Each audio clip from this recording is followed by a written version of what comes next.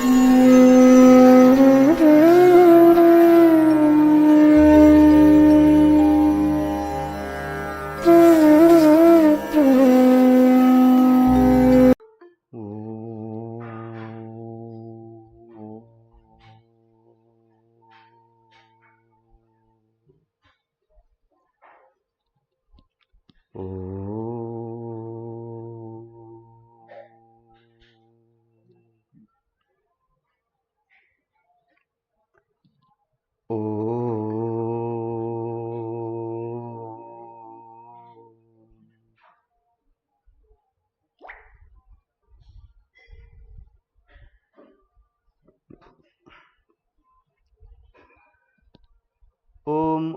సహనావవతు సహనౌ భునక్తు సహ వీర్యం కరవావహై తేజస్వినావధీతమస్తు మా విద్విషావహై.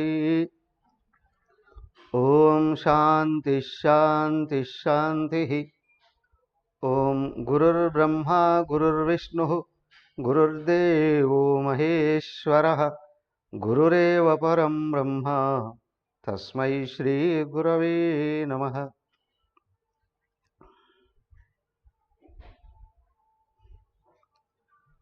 ఓం పార్థాయ ప్రతిబోధితాం భగవతా నారాయణేన స్వయం వ్యాసేన గ్రథితాం పురాణమునినా మధ్యే మహాభారతం అద్వైతామృతవర్షిణీం భగవతీం అష్టాదశాధ్యాయినీం అంబ త్వామనుసందధామి భగవద్గీతే భవద్వేషిణీం. హరి ఓం.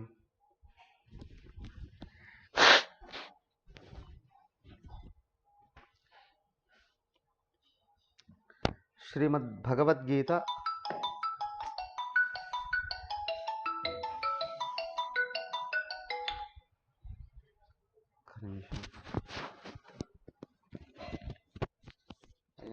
నేను క్లాసులో ఉన్నా.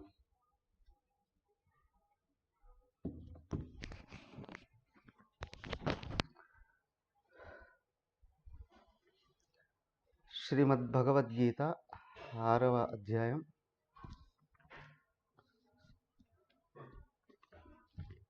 ఎన్ని శ్లోకాలు అయిపోయాయి?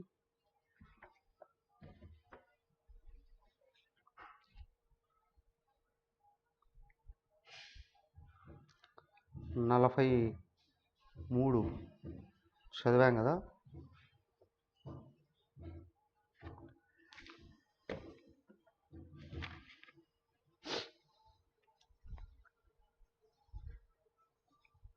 ముప్పై 37 నుండి 43 వరకు చదివాము.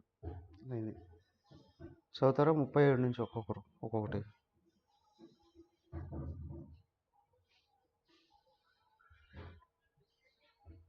ధర్మవీరులు చెప్పండి.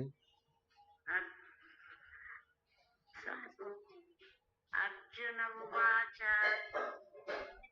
యథయోపేతః యోగాచ్చలితమానసః అప్రాప్య యోగ సంసిద్ధిం కాం గతిం కృష్ణ గచ్చతి.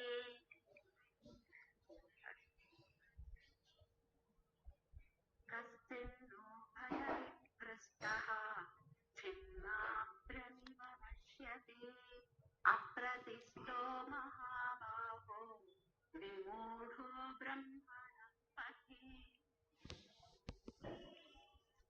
నెక్స్ట్.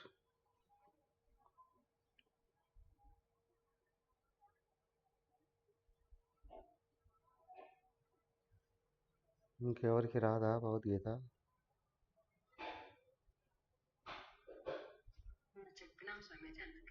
కంటిన్యూ చేయమ్మా నువ్వే.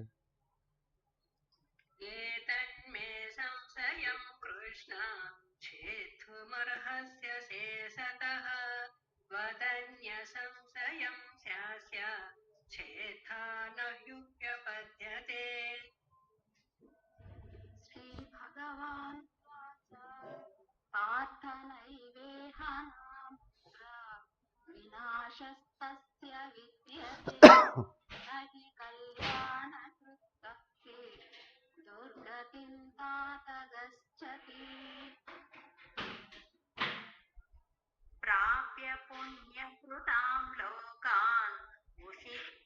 शाश्वती समाः शुचीनां श्रीमतां गेहे योगभ्रष्टोऽभिजायते నెక్స్ట్.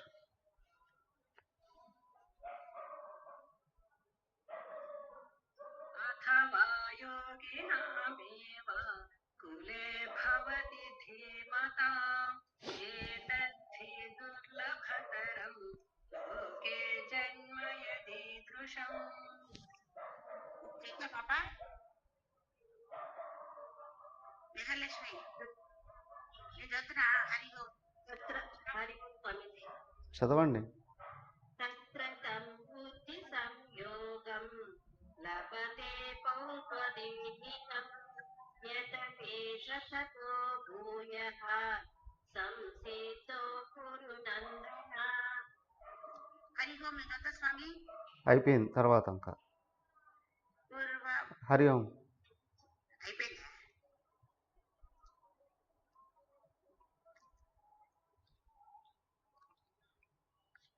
ఇందులో అర్జునుడు చివరి ప్రశ్నగా వరుసగా 3 శ్లోకాలలో అడిగాడు.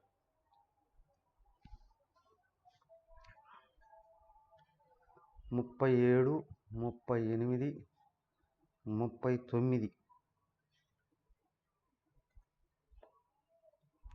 అర్జునుడు అడిగిన ప్రశ్నలు.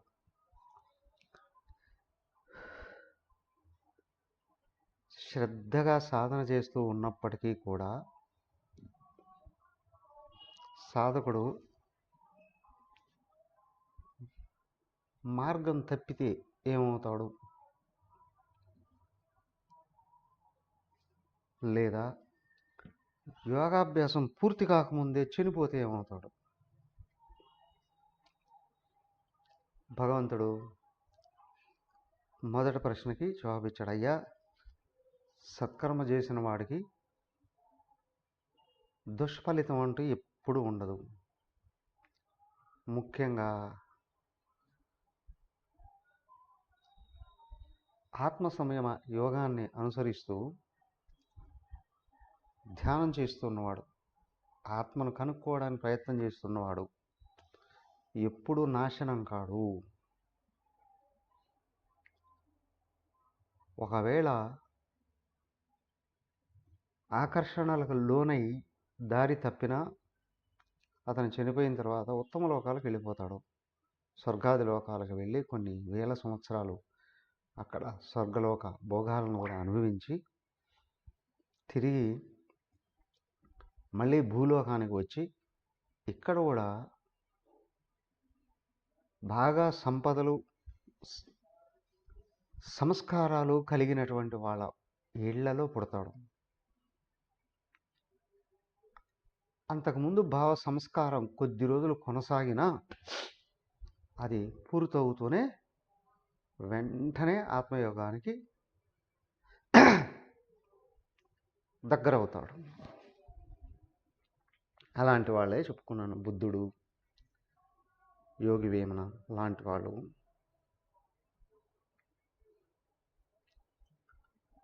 ఆయన ఎందుకు కడప వైశ్రాయిగా ఉన్న మన్రో అనే ఆయన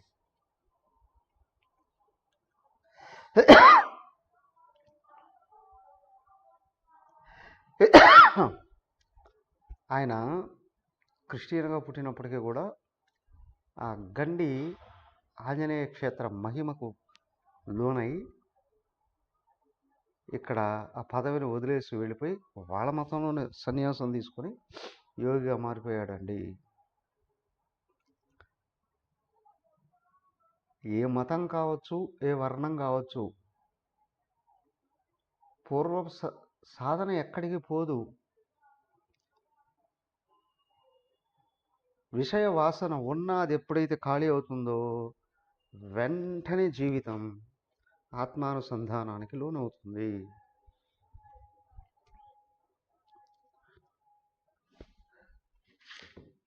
మరి అలా కాదండి, ఆత్మాభ్యాసం చేస్తున్న ఆయుష్ తీరి చనిపోతే పూర్తి కాకముందే అస్సలు బాధపడాల్సిన అవసరం లేదు. అథవా యోగినాం ధీమతాంకులే భవతి. మహాయోగులు బుద్ధిమంతులైనటువంటి వాళ్ళ కుటుంబాల్లో పుడతారు. అలాంటి వాళ్ళే వివేకానంద, తపోవన మహారాజ్, చిన్మయానంద స్వామీజీ, వివేకానంద, ఇలాంటి మహానుభావులు అందరూ కూడా వాళ్ళకి తెలియకుండానే పుట్టుకతోనే ఆత్మ అభ్యాసం వైపు లాగబడ్డారు. రామకృష్ణ పరమహంస, తపోవన స్వామీజీ వారికి బాహ్య సంస్కారమే అంటలేదు. వివేకానంద స్వామి, చిన్మయానందజీ ప్రాపంచిక విద్యలను బాగా నేర్చుకున్న ప్రాపంచిక వ్యామోహానికి లోను కాలేదు. లోకోద్ధరణకు పూనుకున్నారు కదా. అవన్నీ ఏ విధంగా వస్తాయి? ఎదుగో పూర్వం పూర్తిగా అన్నప్పుడు ఏదో దానికే అంటారు. ఒకసారి నేను అమ్మగారిని అడిగా, రమణ మహర్షుల వారు ఆయన ప్రత్యేకంగా ఏ సాధనలో చేసినట్టు లేదు కదా, అరుణాచలం పేరు వింటూనే ఆయన డాబా మీదకి వెళ్ళిపోయి పడుకొని, అవునా, జస్ట్ 20 నిమిషాల్లో యోగిగా మారి జ్ఞానిగా మారి వచ్చేసాడే, ఇది ఎట్లా సాధ్యము? అవును, అయిపోయింది. పూర్వజంలో 98%, 99% అయిపోయింది. ఆ కొంచెం 1%, 2% కంప్లీట్ చేసుకోవడానికి వచ్చారు. సో ఈశ్వరుడే ఆ ఉపాధిని లోకోత్తరణ కోసం ఉపయోగించుకున్నాడు. ఇంకొక ప్రశ్న కూడా అడిగా, మలయాళ స్వామి జీవిత చరిత్రలో నేను మళ్ళీ పుట్టబోతున్నాను, ఢిల్లీకి 500 కిలోమీటర్లు పడమర వైపు ఎక్కడో పుట్టబోతున్నాను 200, 300 సంవత్సరాల తర్వాత ఏదో అన్నట్టు చరిత్రలో కనిపిస్తుంది కదమ్మా, మరి ఆయన తత్వాన్ని అందుకోలేదా అనే విషయం అడిగా. వాళ్ళకి అన్నీ తెలుసు, కావాలనే పెట్టుకుంటారు కొంచెం అజ్ఞానం. సత్యసాయిబాబా వారు కూడా అన్నారుగా, నాకు మళ్ళీ ఇంకొక జన్మ ఉంది. ప్రశ్నోపనిషత్తు చెప్తున్న సందర్భంలో వెళ్ళి అమ్మగారిని అడిగా, మహాత్ములు కొంతమంది లోకం మీద ప్రేమ కలిగి ఉన్నప్పుడు వాళ్ళు కొంచెం అజ్ఞానాన్ని ఉంచుకుంటారు. ఏమని? లోకాన్ని ఉద్ధరించాలి అనేది కూడా అజ్ఞానమే. అదెలా? ఉన్నది ఒకటే తత్వం అయి ఉన్నప్పుడు లోకం ఎక్కడుంది, నేను ఎక్కడున్నాను కదా, లోకం ఉంది, నేను కూడా ఉన్నాను, ఒక భావం ఉంచుకుంటారు అక్కడ. అదే మళ్ళీ జన్మకు హేతు అవుతుంది. జడభరతుడు ఈ లేడేమవుతుందో అని అనుకున్నాడు, అంతే కదా. ఒక సంకల్పం అక్కడ ఉంచుకున్నారు అని అంటే అదే జన్మకి హేతు అవుతుంది. కానీ వెనకల జ్ఞానం మరపుకు రాదు. విజయవాడలో అమ్మగారు అమెరికాకి వెళ్ళి తిరిగి వచ్చారు. విజయవాడలో ఏదో దిగారు, అక్కడ సత్సంగం జరుగుతుంది. వరుసగా చెప్తూ ఉన్నారు మహాత్ములందరి గురించి, రామకృష్ణ పరమహంస, వివేకానంద స్వామి, మలయాళ స్వాములు, అందరి గురించి, ఎవరెవరు ఎన్నెన్ని రోజులు సాధన చేశారో, ఎట్లా ముక్తి పొందారు. మధ్యలో ఒకరు లేచి, అమ్మగారు ఎన్ని సంవత్సరాలకు ముక్తి పొందారు అని అన్నారు. అంటే ఎన్ని సంవత్సరాలు సాధన చేశారు? పుట్టడంతోనే పక్వం అయి ఉన్నది పండు, రాలిపోవడానికి ఎంత టైం పడుతుంది? అరా, ఉపాసన లేదు, సాధన లేదు, ఆ సమయానికి అన్నీ వెంటొచ్చేసాయి అన్నట్టు.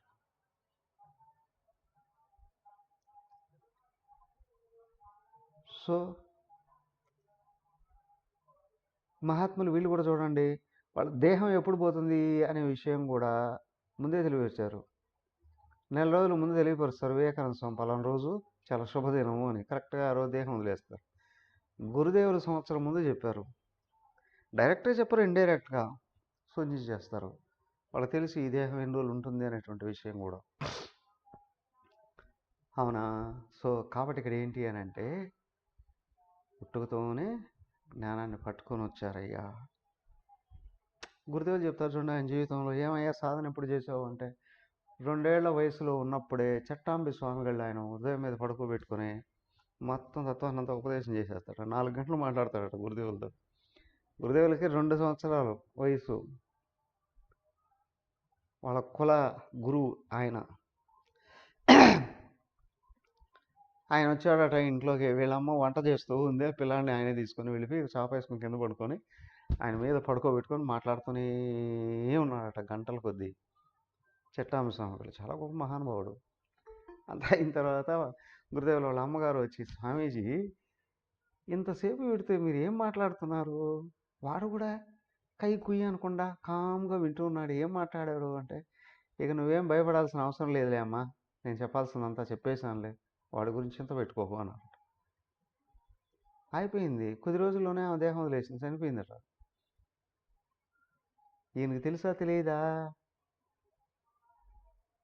అవునా?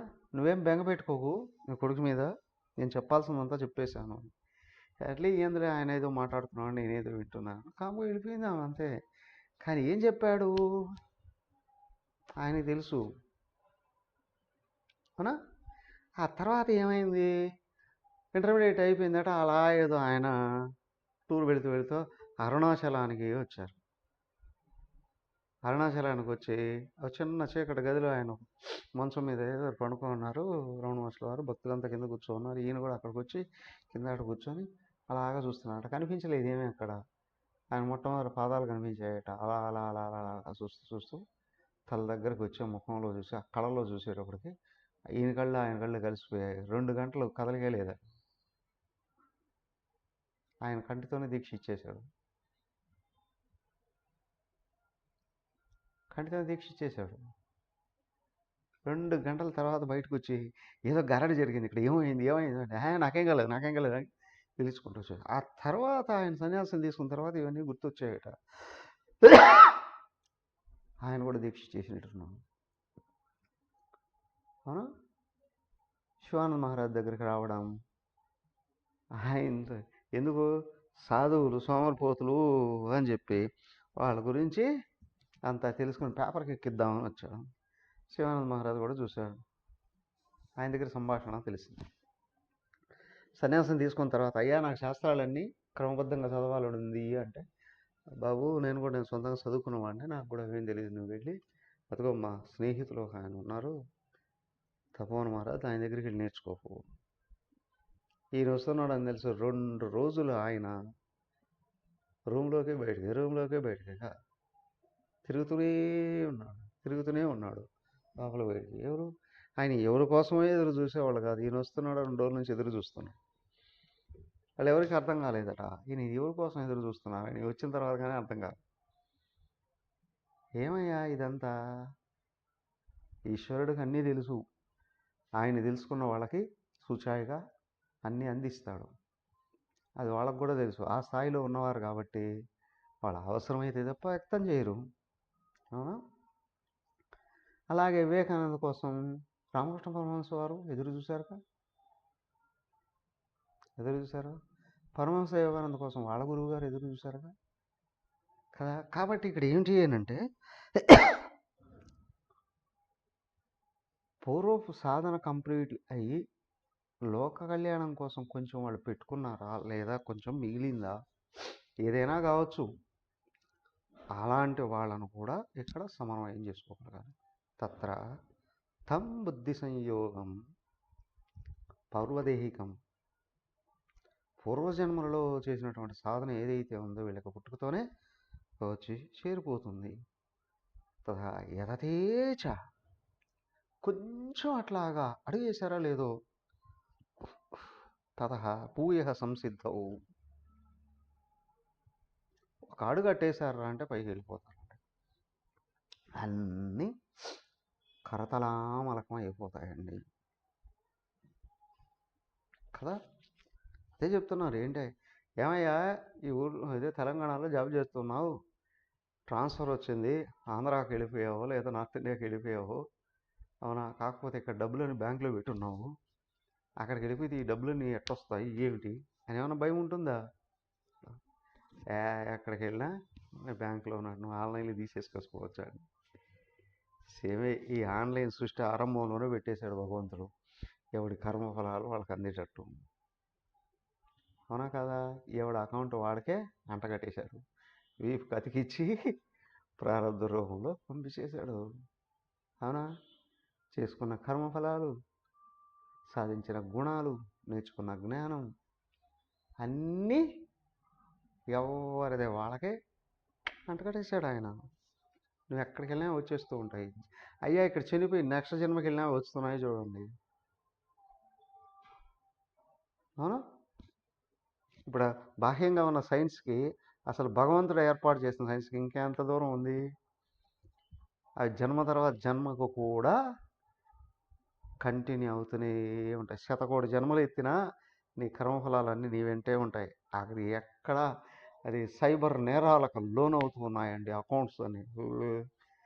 ఆయన ఏర్పాటు చేసిన అకౌంట్స్ ఎవడు ఏ నేరమో చేయలేడు, ఎవడో అపహరించలేడు, ఎవడు యాడ్ చేయలేడు. అవునా? అలాగే చూడండి 44 పూర్వాభ్యాసేన తేనైవ హ్రియతే హవశోపి సహ జిజ్ఞాసురపి యోగస్య శబ్ద బ్రహ్మాతి వర్తతే. అయ్యా చూడండి ఆయన ఎంత స్పష్టంగా చెప్తున్నాడో చూడండి. పూర్వ అభ్యాసేన తేనయ్య. అయ్యా పూర్వ అభ్యాసం ఏదైతే ఉందో అదంతా కూడా అపూర్వం నేర్చుకున్నటువంటిది, పూర్వ జన్మలో సాధించినటువంటిది అభ్యాసేనయ.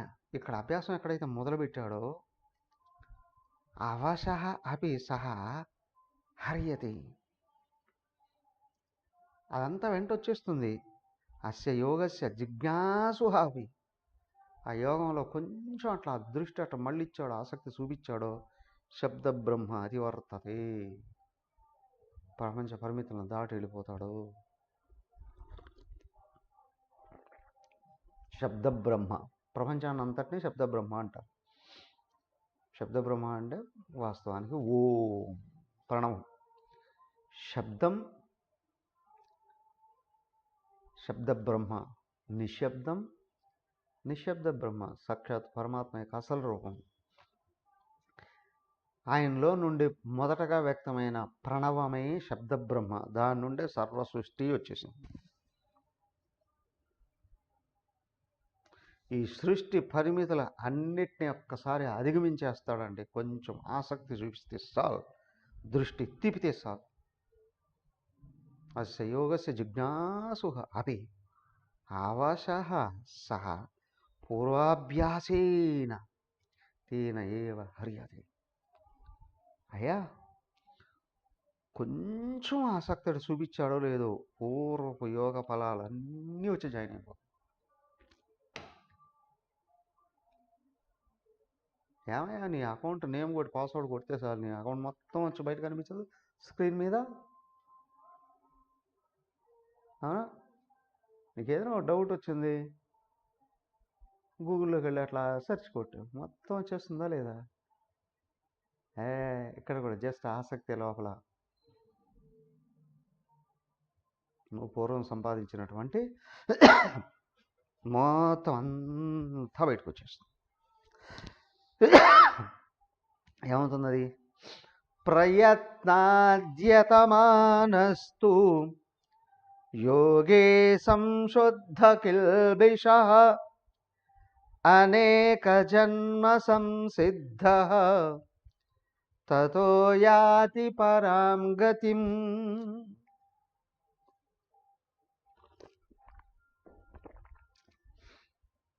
ప్రయత్నాత్, కొంచెం ప్రయత్నం, యతమానః అనుసరించాడో లేదో యోగి ఆయన సంశుద్ధ కిల్బిషః సంపూర్ణంగా ఆ లోపల ఉన్న వాసనలు అన్నీ కరిగిపోతాయి. అనేక జన్మ సంసిద్ధ, ఇంతకుముందు ఎన్ని జన్మల నుండి చేసినటువంటి సాధన ఉందో అదంతా వచ్చి చేరి ఒక్కసారి అతన్ని పైకి దోచేస్తుంది. పరాంగతిం యాంతి, పరమగతిని పొందుతాడు. చంద్రమండలంలోకో లేదా గురుగ్రహంలోకి ఎక్కడో ఒక రాకెట్ని పంపించాలి అని అనుకున్నారు. పో అంటే వెళ్తుందా? అవునా? ఇక్కడి నుంచి అక్కడికి పంపించాలి అంటే దానికి అనేక రకాలైనటువంటి యంత్రాలను యాడ్ చేస్తారు, వాటిలో ఫ్యూల్ నింపుతారు కదా. ఇక్కడ సూచనతోనే వెళుతూ ఉంటాయి కదా. ఒక్కొక్క లేయర్ ఊడిపోతూ ఉంటుంది. చివరి సమయం అక్కడికి వెళ్ళేటప్పటికి ఆ లాస్ట్లో ఉన్నది అది దాన్ని పైకి అక్కడ దోసిపోరేసి కిందికి వచ్చి పడతారు. ఇక్కడ చూడండి, ఆ సముద్రపు ఒడ్డునే ఏర్పాటు చేస్తారు ఇట్లాంటివన్నీ కూడా. ఎందుకు? అస్సలు పైకి వెళ్ళాల్సినటువంటి శాటిలైట్ చిన్నది ఉంటుంది, కానీ దాన్ని బయటకు పైకి పంపించడం కొరకు పెద్ద పెద్ద యంత్రాలను తోడు చేస్తారు కదా. అవన్నీ ఊడిపోతే ఎక్కడ పడాలి? జనాల మీద పడితే భస్మం అయిపోతారు. అందుకే సముద్రం ఒడ్డున పెడతారు. ఆ పైకి వెళ్ళే లోపల ఊడిపోయింది కూడా సముద్రంలో పడిపోతూ ఉంటుంది కదా. అలాగే ఇక్కడ కూడా జన్మలలో సంపాదించినటువంటి యోగ సిద్ధి ఏదైతే ఉందో అంతా ఉంటుంది వెనకల.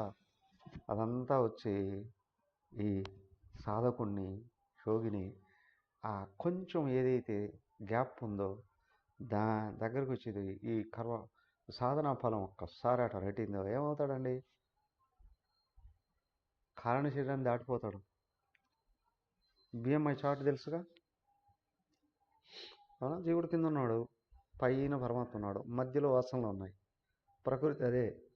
ప్రకృతిలో నుండి వ్యక్తమైన గుణాలే ఇక్కడ శరీర మనోబుద్ధులుగా మారుతూ ఉన్నాయి. స్థూల సూక్ష్మ శరీరాలు.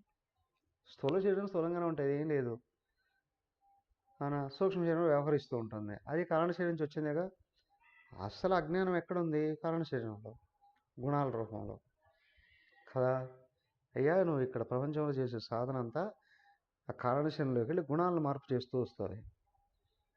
కొంచెం మిగిలిందండి, ఇటు తిరిగాడో లేదో, కొద్దిగా ప్రయత్నం చేశాడో లేదో, ప్రకృతే తన పరిమితుల నుండి తనను ఇది సాధకుడిని పైకి నెట్టేస్తుంది.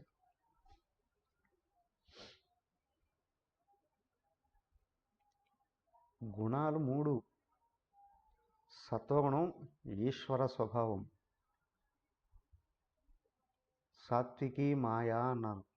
మాయ అంటే సత్వగుణంతో నిలబడి ఉన్న పరమాత్మ శక్తి. నువ్వు దాన్ని పెంచుకునే కొద్దీ అది రజో తమో గుణాల నుండి బయటికి లాగేస్తుంది. పూర్తిగా సత్వగుణంలోకి వెళ్ళావా, నీ దృష్టి పరమాత్మ మీద నిలబడింది అంటే సత్వగుణమే పైకి నెట్టేస్తుంది. దాన్ని అమ్మగారు వర్ణన చేసేవారు. హై జంప్లో కర్ర పట్టుకొని పరిగెత్తుకుంటూ వచ్చి కర్రను సపోర్ట్ చేసి పైకి ఎగిరేవాళ్ళు. పైకి ఎగిరి అటువైపు దాటే సమయంలో కర్రను ఇటు తోసేస్తారు కదా. ఆ కర్ర తను వంగి పైకి లేచి ఆ పట్టుకున్న వాడినే పైకి నెట్టేస్తుంది. అలాగే ఇక్కడ కూడా లక్ష్యం భగవంతుడు అయ్యి నువ్వు సత్వగుణాన్ని కానీ పెంచుకుంటే, పూర్తిగా సత్వగుణంలోకి ఎప్పుడైతే చేరుకున్నావో, సత్వగుణమే దైవీ మాయ ఆదిశక్తి, భగవంతుడి యొక్క శక్తే, అదే నెట్టేస్తుంది పైకి. ప్రయత్నాత్ యతమానః. అయ్యా, యోగి ఉన్నాడు, కొంచెం ప్రయత్నం అట్లా వేయడంతోనే సంశుద్ధ కిల్బిష, ఈ రజస్సు తమస్సు కరిగిపోయాయో. ఈ సత్వగుణమే, అది అనేక జన్మల నుంచి భరించుకుంటూ ఉన్నావు. అనేక జన్మ సంసిద్ధ, అనేక జన్మల నుండి కృషి చేసి పెంచుకుంటున్నావు. అదే నెట్టేస్తుంది పైకి. ప్రకృతి, దైవీ ప్రకృతి తన నుండి ఈ సాధకుడిని పైకి నెడుతుంది. పరాంగతిం యాంతి, పరమతత్వంలో నిలబడతాడు.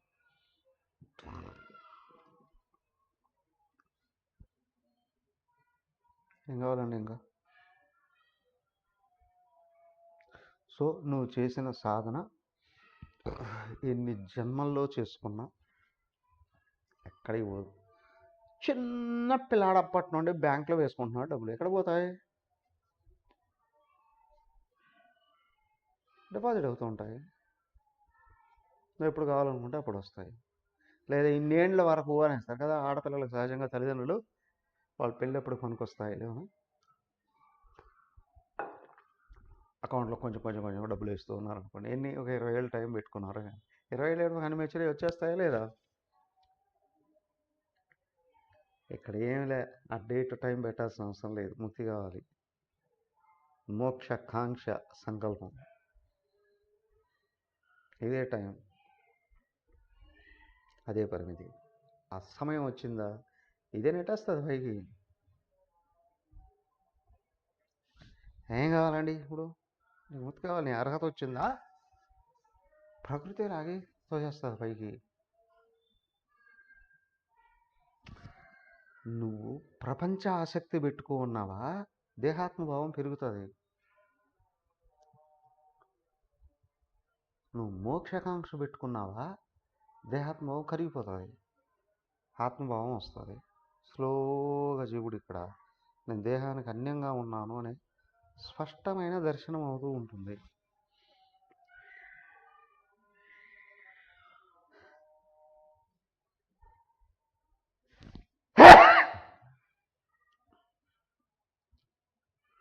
ఇప్పుడు పాఠం చెప్తున్నాడు టీచరు, అర్థమైందా అర్థమైందా అడుగుతుంటాడుగా.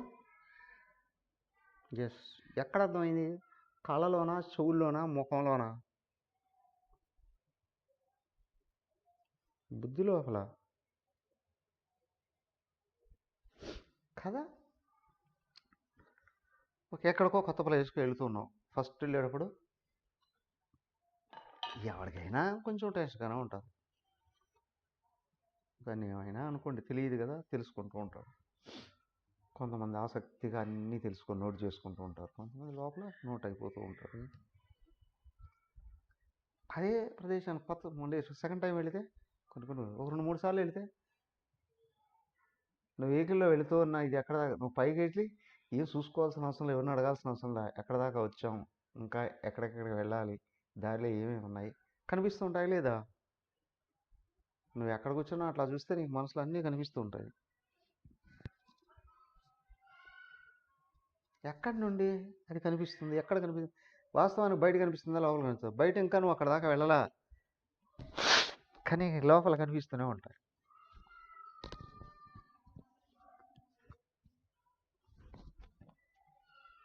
ఎక్కడండి మనసు అంటే ఆలోచనలే కదయ్యా. ఇప్పుడు ఏ ఆలోచన ఉంది? అదేగా అయ్యా, వాస్తవానికి కారణ శరీరంలో లిఖించబడుతూ ఉంటాయి అవన్నీ. మనం చూస్తూ ఉన్నాం, కింద నుంచి చూస్తావా, పైనుంచి చూస్తావా? వాస్తవానికి అన్నిటిని వెలిగించి చూసేది ఆత్మే. భౌతికమైన పారమార్థికమైన. పారమార్థికం అంటే కరిగిపోతూ ఉంది, భౌతికం అంటే వేయబడుతూ ఉంది.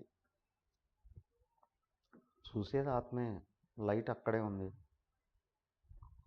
క్లాస్ వింటూ ఉన్నారు, ఓకే, కరెంట్ పోయింది, ఏమయ్యా వినిపిస్తుంది? వినిపిస్తుంది. సరే శ్లోకం చదువు అంటే కరెంట్ లేదండి, పవర్ లేదండి. ఒక్క నిమిషం ఉండవు, కరెంట్ తెస్తావా?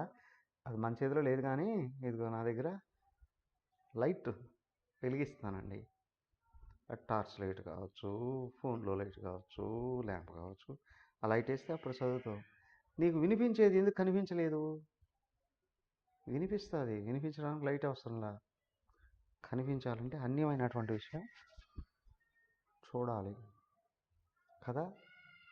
సరే, ఓకే, లైట్ వేసి లైట్ని చదవ మనం. లైట్ ఎట్లా చదువుతుందండి? లైట్ వేసి మళ్ళీ నేనే చదవాలి, అవునా? చీకటి వెలుగులు కంటిని ప్రభావితం చేస్తాయి, ఆత్మను కాదు.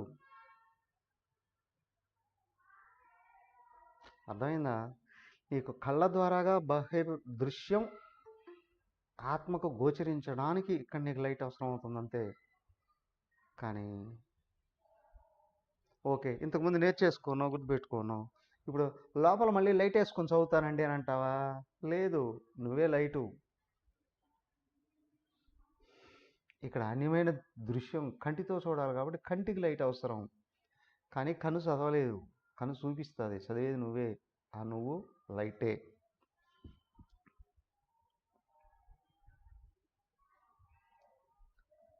ఆ లైటు పరమాత్మయే, అదే నువ్వు.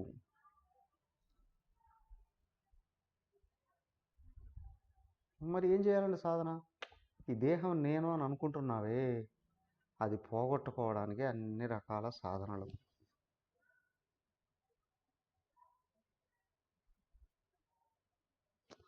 విషయాల మీద ఉన్న స్థూలమైన కోరికలు పోగొట్టుకోవడానికి, కర్మయోగం ఆ విషయాలలో ఉన్న రాగద్వేషాలను పోగొట్టుకోవడానికి భక్తి యోగం,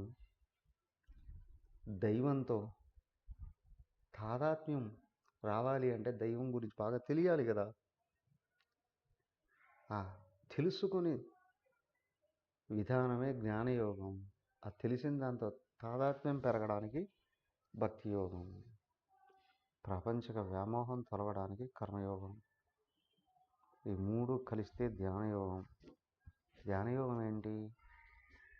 బుద్ధికి జ్ఞానం తెలియాలి, మనస్సుకు తెలిసినటువంటి జ్ఞానం ఇష్టం కావాలి, శరీరం బాహ్య విషయ సంఘాన్ని పొందకూడదు. ఇవన్నీ అయితే అంతఃకరణ శుద్ధి అవుతుంది. ధ్యానము అంటే అన్యత్వ భావాన్ని వదిలేసి తనతో తాను తాదాత్మ్యం చెందడమే.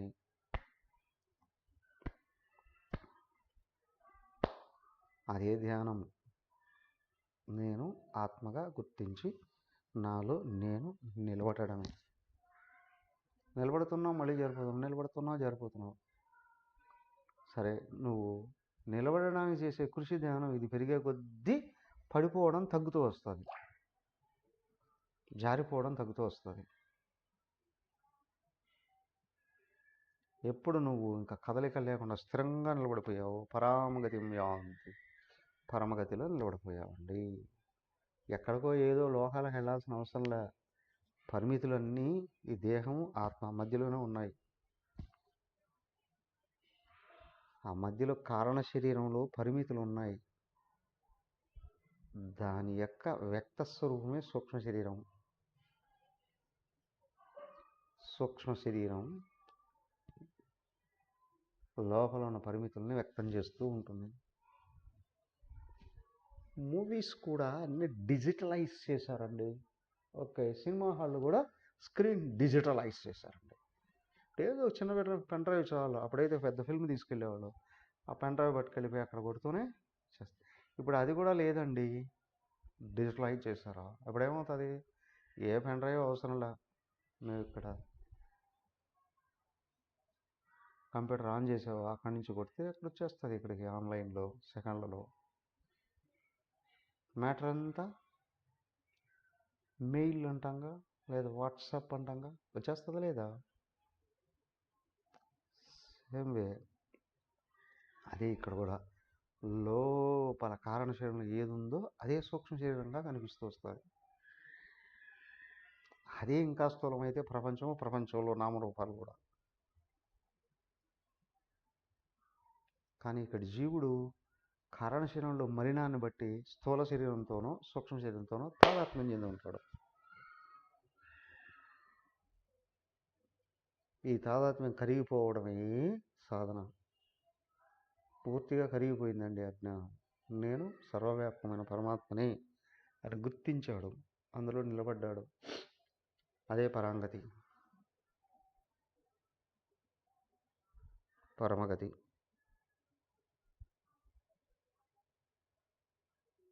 అర్థమైందా? మరి ఏం కావాలండి? అర్థమైంది కానీ అందిందా?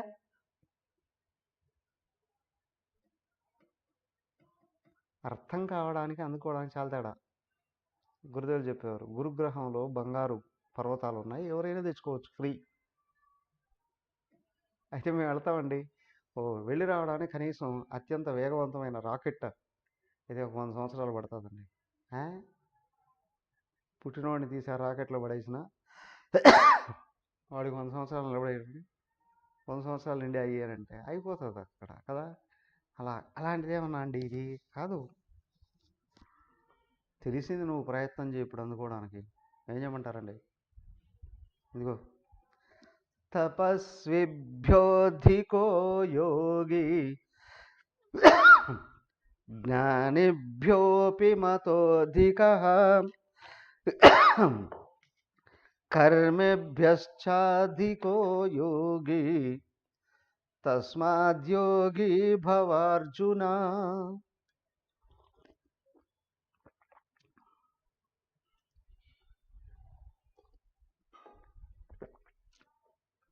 మరొకసారి చూడండి ఈ శ్లోకం.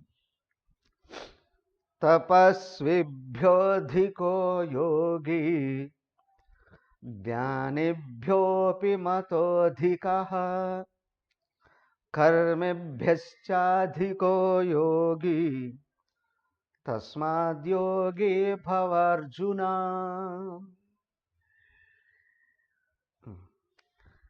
తపస్సుల కంటే యోగి అధికం. తపస్విభ్య యోగి అధిక, జ్ఞానిభ్య అపి యోగి అధిక ఇది మే మతః. జ్ఞానుల కంటే కూడా యోగి అధికం అండి. కర్మిభ్యశ్చ కర్మయోగం చేసే వాళ్ళకంటే యోగీ చ అధిక, యోగి అధికమైన వాడు. తస్మాత్ యోగీ భవ అర్జున, అందుకే యోగివిగా మారవయ్యా.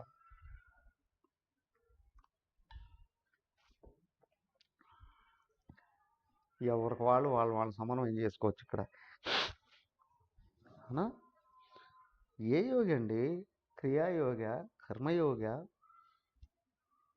అవునా, అష్టాంగ యోగమా, ఇంకొంతమంది రావచ్చు పచ్చికూరల యోగమా, ఉడికించిన కూరల యోగమా? కాదే అండి, శ్వాస మీద ధ్యాస నిలబెట్టి యోగి అండి. ఏ యోగి? అసలు ఈ అధ్యాయం ఎక్కడి నుంచి మొదలైంది? ఆత్మ సంయమ యోగి, ధ్యాన యోగి.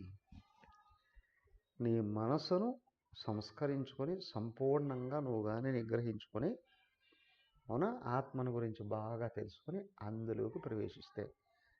అధ్యాయానికి దానికి 2 పేర్లు ఉన్నాయి. ముందు మనసుని విషయాల నుండి వెనక్కి తిప్పుకో, సత్వగుణంలో నింపుకో. సరిపోదు. ధ్యానయోగి ఆత్మ గురించి బాగా తెలియాలి, ఆత్మలో నిష్ట సాధనం చేయాలి, సంపూర్ణ ఆత్మనిష్ట కుదిరింది ధ్యానయోగం. ధ్యానంలో నిలబడాలి. మొదటి 3 పూర్తి కాకుండా ఇది ఎక్కడ పూర్తవుతుందండి? ప్రైమరీ స్కూల్ చదవాలి, హై స్కూల్ చదవాలి, ఇంటర్మీడియట్ అయిపోవాలి, తర్వాత డిగ్రీలోకి వస్తావు. నేను నేరుగా డిగ్రీకి వెళ్తానండి. కుదరవు. డబ్బులు పెట్టి డిగ్రీలు కొనుక్కోవచ్చునేమో కానీ వాడు పదే పోలీస్ స్టేషన్కి వెళ్తాడు 3rd డిగ్రీ కోసం. అలా సర్టిఫికెట్లు కొనుక్కున్నవాడు. క్రమంగా ఇక్కడ నుండి నువ్వు పైకి వెళ్ళి తీరాల్సిందే. దానికి మొదట సత్కర్మలు ఆచరించు, ఓకే. దాని తర్వాత సత్కర్మల్లో కొంచెమైనా స్వార్థం వదిలి నిస్వార్థంగా చేయి. సొంత మేలు కొంత మాని పొరుగు వారికి తోరుపడవై. ప్రారంభం అక్కడ నిష్కామ కర్మ. దాని తర్వాత భగవంతుడిని ఇష్టపడడం నేర్చుకో, భక్తి యోగం. అయ్యా, భగవంతుని గురించి తెలిస్తే కదయ్యా ఇష్టపడడానికి. తెలుసుకో, జ్ఞానం. ఇప్పుడు 3 సమన్వయం చేసుకో. ఏమని? భగవంతుడు ఒక్కడే ఉన్నాడు, సృష్టి యావత్తు కూడా ఆయనే. సరే నువ్వు వంగి నమస్కారాలు చేయడం కాదు, నువ్వెవరో గుర్తించు. ఇప్పుడు నేను కూడా ఆయనే, అందరూ ఆయనే, నేను ఆయనే అయితే ఇంక ప్రపంచం ఏంటి, బాహుళ్యం ఏంటి? అది నీ అజ్ఞానం. నీకు ఆసక్తి ఉన్నంత వరకే అనేకత్వం కనిపిస్తుంది. ఆసక్తిని వదిలి ఏకత్వంలో నిలబడిపోతుంది. ఇదే ధ్యానం. అర్థమైందా? దానికి ఇక్కడ యోగి అంటే ఆత్మస్థితుడైన యోగి, ఆత్మతో పరిపూర్ణ తాదాత్మ్యం పొందినటువంటి యోగి. దానికోసం ప్రయత్నం చేయి. యోగం యుజ్ అనే ధాతువు నుండి కలయిక 2వ అధ్యాయంలో చెప్పారు. జీవభావంలో ఉన్న జీవుడు నా పరమాత్మ కావాలి అనుకున్నాడు, పరమాత్మను తెలుసుకొని ఆయనతో తాదాత్మ్యం పెంచుకుంటూ రా. అదే యోగం. నీకు పూర్ణంగా పరమాత్మ తాదాత్మ్యం ఎప్పుడైతే కలిగిందో పరమయోగం. ఒకవేళ ప్రపంచం కనిపించినా అది కూడా నువ్వే అనేది తెలుస్తుంది. సో యోగి తపస్విభ్య అధిక, జ్ఞానిభ్య అధిక, కర్మిభ్య అధిక. ఇక్కడ అనొచ్చు ఒకడు కదా, ఏమయ్యా భక్తి యోగం అండి భగవంతుడు చెప్పింది, అదే కదా పేరు లేదు, మూడింటిని చెప్పాడు, దాన్ని చెప్పలేదు కాబట్టి ఆయన అఫ్కోర్స్ అనుకుంటే అనుకున్నావు, కానీ అది కర్మ షట్కం అయిపోయింది, భక్తి షట్కం స్టార్ట్ అవుతుంది కాబట్టి భక్తి యోగమే చెప్పాడేమోనండి. ఏమయ్యా భక్తి షట్కం అయిపోయిన తర్వాత జ్ఞాన షట్కం చెప్పాడుగా, మధ్యలోనే కదా ఉంది భక్తి. సో ప్రపంచ వ్యామోహాన్ని తొలగింపజేసేది నిష్కామ కర్మ. దైవంతో తాదాత్మ్యాన్ని పెంచేది భక్తి. అవునా? జీవుడు దేవుడు ఒక్కడే అని తెలియపరిచేది జ్ఞానం. ఈ మూడు తెలిసి మనసును ఆపితే ధ్యానం. నువ్వు పరమాత్మను అందుకుంటున్నావు. కాబట్టి ఏమయ్యా, ధ్యాన యోగివి కావయ్యా. మీకు ఇష్టమైంది వర్ణించుకోండి. భక్తి యోగిగమన్నాడా, జ్ఞానయోగిగమన్నాడా, కర్మయోగి, ధ్యానయోగిగమన్నాడా? ఆత్మను గురించి తెలుసుకుని అందులో నిలబడే యోగివి కా. తదాస్తు. ఓకే.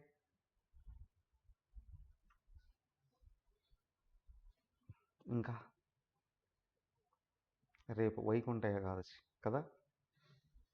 రేపు సాయంత్రం క్లాస్కి అటెండ్ కాగలరా అందరూ? పూజలు గీజలన్నీ మార్నింగ్గా ఉంటాయిగా. రేపు అటెండ్ అవుతాము అంటే ఈ శ్లోకం ఉంచుతా, లేకపోతే కంప్లీట్ చేస్తా.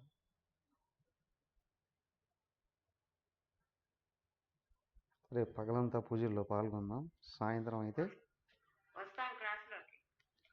సాయంత్రం వైకుంఠ ఏకాదశి రోజు ఈ అధ్యాయాన్ని పూర్తి చేద్దాం. ఎంతమంది వైకుంఠానికి వెళతారో, వెళ్ళి వస్తారో, జీవితాన్ని వైకుంఠంగా మార్చుకుంటారో మీ ఇష్టం. హరి ఓం. ఓం సర్వే భవంతు సుఖినః, సర్వే సంతు నిరామయాః, సర్వే భద్రాణి పశ్యంతు, మా కశ్చిద్ దుఃఖభాగ్ భవేత్. ఓం శాంతి శాంతి శాంతి. హరి ఓం. శ్రీ గురుభ్యో నమః. హరి ఓం.